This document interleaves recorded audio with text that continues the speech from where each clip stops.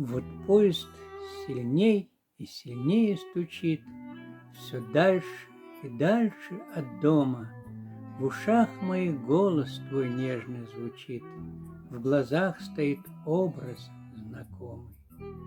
И я вспоминаю те первые дни, когда мы с тобою встречались, как первый раз были с тобою одни, и как мы все больше сближались.